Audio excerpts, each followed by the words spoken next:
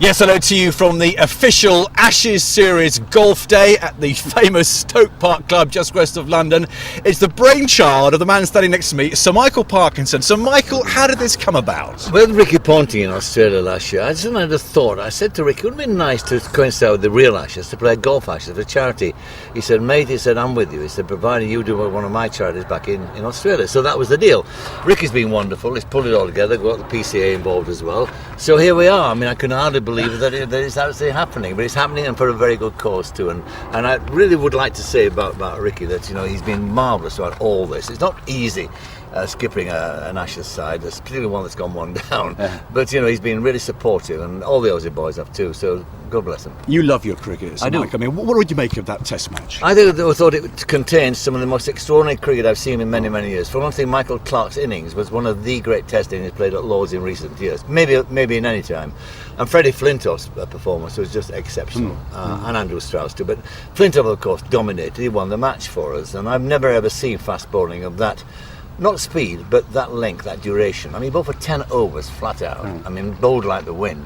And there was such an indomitable will about him. You knew he was going to win the game for us. Extraordinary. Yeah, cricket's going to miss him. England are going to miss him. Yeah, we are. I mean, I think he's a very, very good player who has moments of greatness, and he had one of those moments of greatness at Lord's. And of course, you miss a player like him. If he's totemic, isn't the crowd love him for all his faults and everything, and he's adored. Where there was faint hope before, now is there strong, even rampant optimism now? Well, we shouldn't be rampant. We were playing the Australians, remember? Yeah. You know, I mean, the betting yesterday was 5-2. They might come back and win the match. I mean, you know, the bookies aren't silly. These are tough cricketers. They played hard, and against the old enemy, they're twice the team they normally are. So there's no such thing as a bad Australian cricket side. It's going to be tight, and I think that maybe one game might decide it, and maybe that game was Lord's. So, Michael, thank you very, very much indeed for your time. Join us later on today.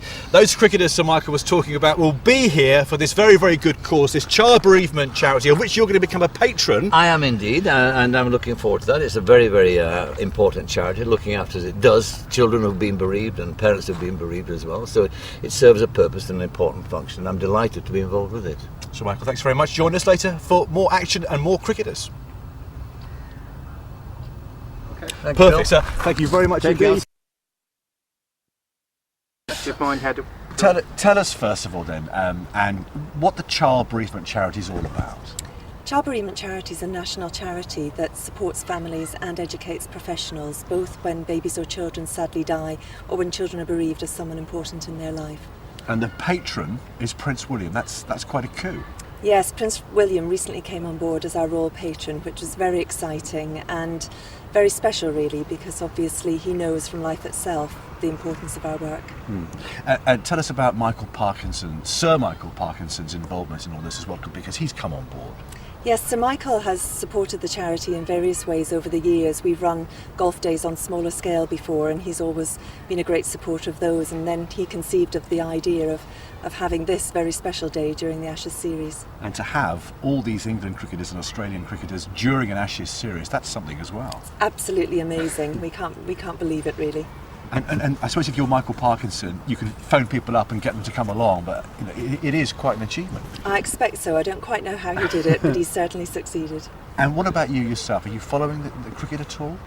I'm afraid I'm not very au fait with cricket, but I have 3 sons at home who are very much watching every move. So all the way here in the car today, I've had blow-by-blow accounts of everything that's been happening. And it should be great in terms of publicity for what is, of course, a fantastic cause. Yes, I mean, I think one of the things that's very important about today is raising the profile of the charity so that people know where we are when they might need us. That's brilliant, Anne. That's perfect. How about that? Superb.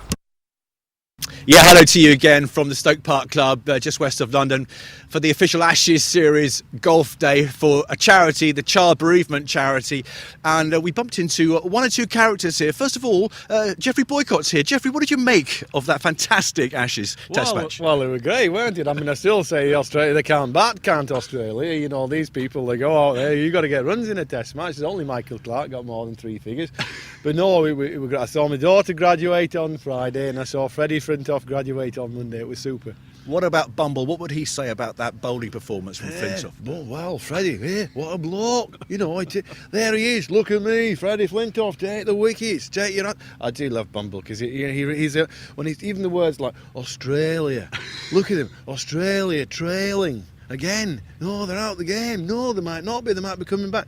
I was standing in the Sky Box on Thursday, and I mean the enthusiasm, obviously being an Ashes series, but even all the old timers are getting back. And he's standing at the bat, and when Paul Collingwood gets, what's he doing playing a shot like that just before the new ball? What's he doing? So there's a great, there's a big atmosphere about the Ashes, and actually today it even sort of carries on because things are buzzing. If you look at the papers today, it's all over the front pages and the back pages.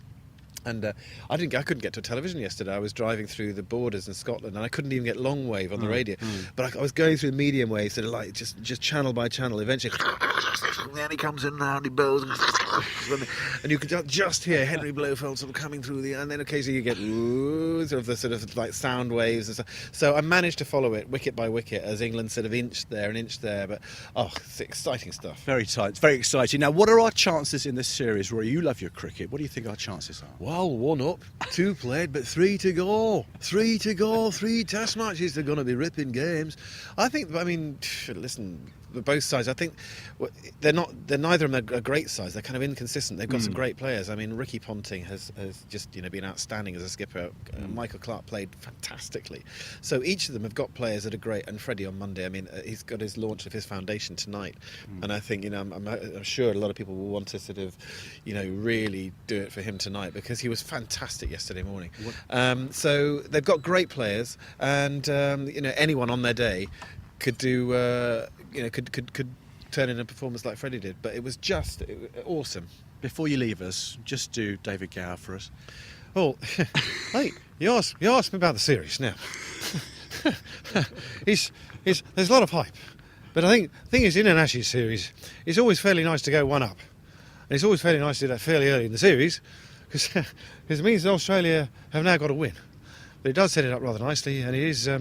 I know it's not something to get too excited about, but I'm quite pleased. Let's just put it that way.